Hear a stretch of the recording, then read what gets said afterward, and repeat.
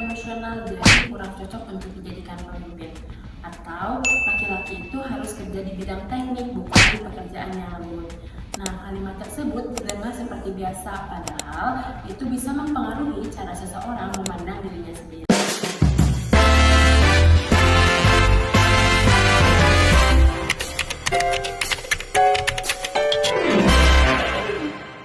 Menurut Herdiansyah, stereotip gender adalah pelabelan sifat tertentu berdasarkan jenis kelamin yang terbentuk secara sosial.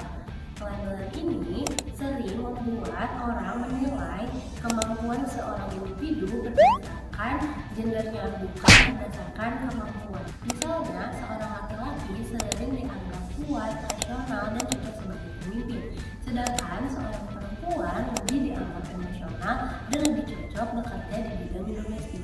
Padahal kemampuan seorang individu tidak ditentukan berdasarkan jenis kelaminnya, tapi berdasarkan kemampuan, minat, dan juga pengalaman serta kesempatan yang diberikan. Penelitian Yuspita et al. 2001 menunjukkan di Indonesia masih terjadi pembagian pekerjaan berdasarkan gender, di mana laki-laki lebih dominan di sektor teknis, sementara perempuan itu lebih dominan di sektor jasa dan pelayanan. Penelitian Yuka et al. Juga menunjukkan bahwa stereotip gender itu dapat mempengaruhi kematangan karir pada remaja, di mana yang juga mempengaruhi pilihan mereka dalam pekerjaan dan juga jurusannya. Selain itu, pada penelitian seputar juga ditunjukkan bahwa masih banyak siswa SMK yang memilih pekerjaan berdasarkan pekerjaan laki-laki dan pekerjaan perempuan, bukan berdasarkan minatnya. Dalam konteks pendidikan, Makarova et al. Pada tahun 2019 menemukan bahwa bidang STM dianggap sebagai domain laki-laki, sehingga minat perempuan lebih rendah.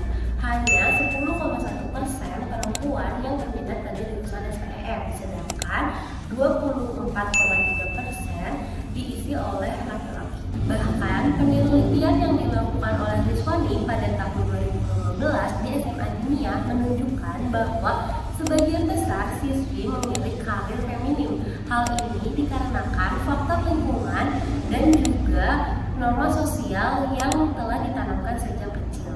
Dampaknya, stereotip gender tidak hanya pada pemilihan karir, tapi juga kesempatan di dalam dunia bekerja. Penelitian dari Rohim dan Nuriski pada tahun 2022 menemukan bahwa perempuan seringkali dianggap kurang cocok untuk menjadi pemimpin. Akibatnya, perempuan seringkali tidak mendapatkan promosi jabatan dan mengalami kesenjangan gaji. Lalu, penelitian dari Yuspita et al. Pada tahun 2021 juga menunjukkan bahwa masih terdapat kesenjangan gaji dan segregasi pekerja di Indonesia. Laki-laki juga mendapatkan dampak dari stereotip ini, di mana laki-laki mendapatkan ekspektasi untuk menjadi pencari nafkah utama.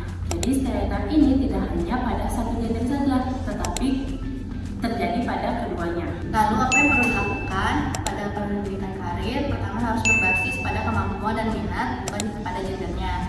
Lalu kedua, ada peningkatan role model lintas gender, yaitu perempuan di STM dan laki-laki di bidang pendidikan. Lalu yang ketiga, di bidang keluarga dan sekolah harus ada pengurangan pelabelan pekerjaan berdasarkan gender.